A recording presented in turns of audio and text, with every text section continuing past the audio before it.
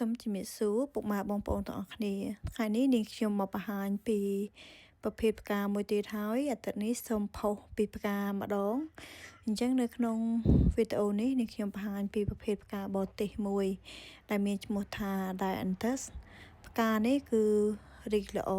ឬពណ៌វាស្រស់ស្អាតគឺនៅចាប់ពីអាកាសធាតុត្រជាក់ឬក៏សីតុណ្ហភាពចាប់ពី25អង្សាទៅគឺផ្កាហ្នឹងគឺរីកស្អាតបែបនេះហើយនាងខ្ញុំដាំផ្កាហ្នឹងផ្ទាល់ដីហើយអញ្ចឹងនៅពេលដាំផ្ទាល់ដីយើងស្រោចទឹកស្រោចអីទៅស្មៅវាដុះមកច្រើនជាមួយនឹងផ្កាហើយនាងខ្ញុំពេលខ្លះក៏ទុកឲ្យស្មៅហ្នឹងដុះលុបផ្ការ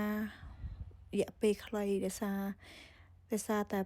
ស្មៅវាជួយធ្វើឲ្យដីត្រជាក់ហើយទី2វាជួយទប់ស្កាត់នៅពេលដែលអាកាសធាតុក្តៅវាជួយឲ្យគ្រាប់ផ្កាយើងនឹងកុំឲ្យត្រូវកម្ដៅខ្លាំង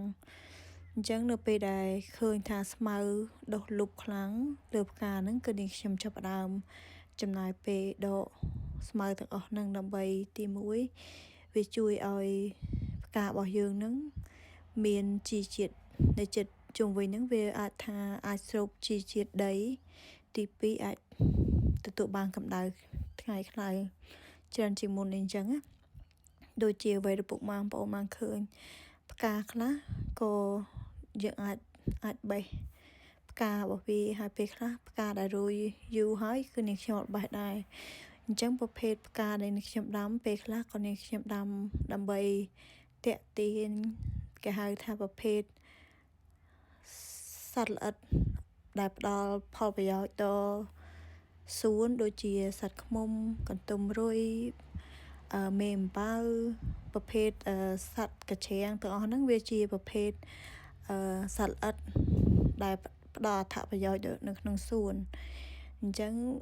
ផ្កាយើងដាំទៅដើមឈើសុទ្ធឬក៏ដាំបន្លែសុទ្ធក៏វាស្រស់ស្អាតអញ្ចឹងត្រូវតែមានផ្កាខ្លះដើម្បីតាំងលម្អហើយយើងអាចយកទៅដូចថាតាំងលម្អស្រស់ក៏បានឬក៏យើងអាចសម្ងួតវាក៏បានហើយសូមអរគុណពុកម៉ែបងប្អូនសម្រាប់ការចំណាយពេលទស្សនាវីដេអូនេះតាំងពីដើមរហូតដល់ចប់